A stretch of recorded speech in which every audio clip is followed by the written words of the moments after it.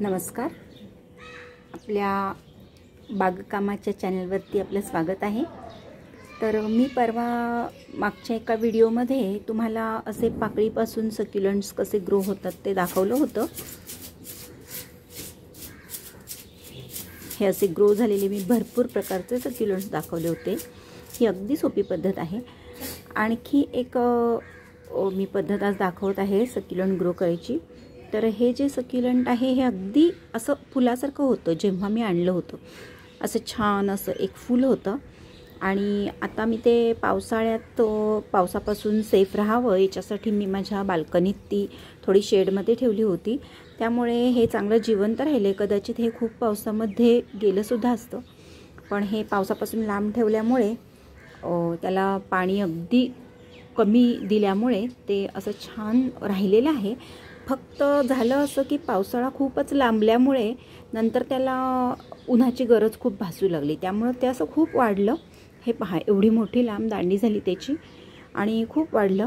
Already मी इथं एक होतं फूल, ते मी कट करून दुसरीकडे लावलेलं आहे. तर आता हे पण आपल्याला आता ती फुलासारखी आपल्याला गच्च फुलासारखी वाढायची आहेत. त्यामुळे आता मी याचं कसं प्रोपगेशन करायचं ते मी दाखवत आहे. हे अशा प्रकारे वाढले. तर आपण आता हे इथूनच कट करणार आहे आणि मग ते लावणार आहे आणि मग त्याला मी उन्हामध्ये ठेवणार आहे. कारण आता बरेच दिवस उन्हाशिवाय राहिले आहे. तर मी हळूहळू त्याला जरा उन्हाची सवय करणार आणि अगदी प्रखर उन्हात नाही ठेवायचं सुरुवातीला. आधी सकाळी कोवळं ऊन किंवा दुपारचं ऊन असं थोडं ऊन त्याला सवय करायची. आणि जर तुमच्याकडे छान शेड असेल जिथे ऊन आणि सावली असं दोन्ही व्यवस्थित त्याला मिळत असेल अशा ठिकाणी जर ते ठेवलं तर ते चांगलंच ग्रो होईल.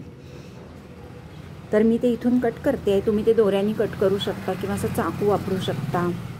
तर आपण असं हे इथून कट करतोय. हे बघा, हे असं कट केलंय. हे तुम्ही असंच पण लावू शकता किंवा त्याला थोडंसं फंजीसाईड लावू शकता त्याला इन्फेक्शन होऊ नये म्हणून. आणि जर माती तुमची खूपच चांगल्या प्रतीची असेल तर हे तुम्ही डायरेक्ट मातीमध्ये लावू शकता. तर मी खालची पानं आहेत, ही जर मातीमध्ये गेली तर ही कुजतील आणि मग ते इथेसुद्धा कुजायला सुरू होणार. तर आपण ही खालची पानं त्याची अलगद काढून घेतो आहे. आता ही पण आपण लावणार आहोत म्हणजे त्याचीसुद्धा रोपं आपल्याला मिळतील. हे सुद्धा काढूया, नंतर ह्याचं छान फूल तयार होईल. तर आता हे आपण लावणार आहोत.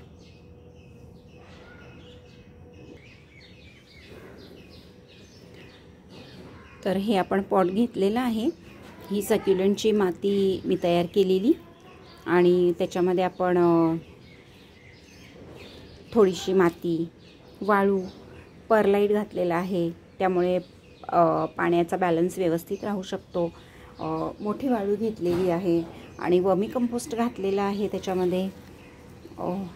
ती माती तयार केल्याचा व्हिडिओ पण मी पोस्ट करणार आहे.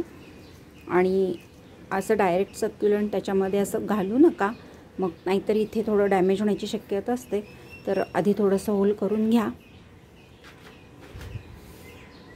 मग ते इथे लावून तुम्ही अलगद माती.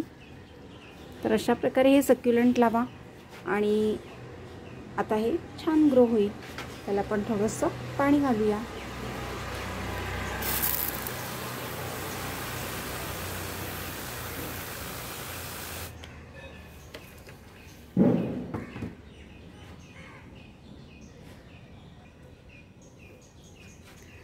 तर इथे एक जे आहे सक्युलंट त्याचासुद्धा मी असा वरून पोर्शन कट केला होता.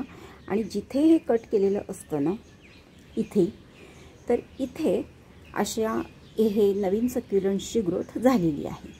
हे पहा, खूप छान ग्रोथ झालेली आहे. आता मी ही पानं पण काढणार आहे.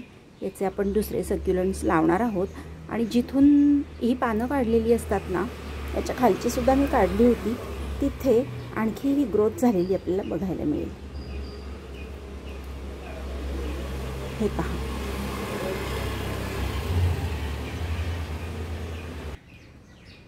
हे पहा. किती सक्युलंट्स आलेले आहेत, भरपूर आलेले आहेत. जिथून मी पानं काढली तिथं हे सक्युलंट्स असे वाढलेले आहेत.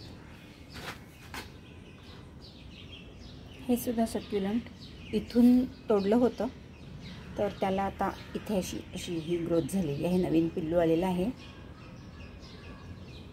ते काढून पुन्हा आपण दुसरीकडे लावू शकतो. हे पहा, जिथून पानं काढली होती आणि वरचा शेंडा तोडला होता तिथे ही अशी ग्रोथ झालेली आहे.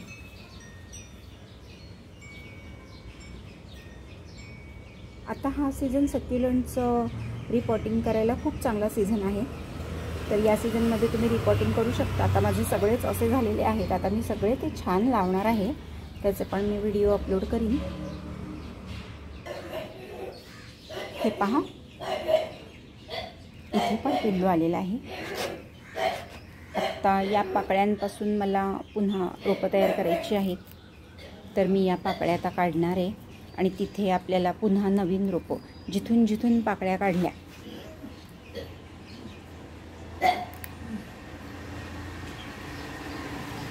तिथे आपल्याला नवीन रोपं मिळतील.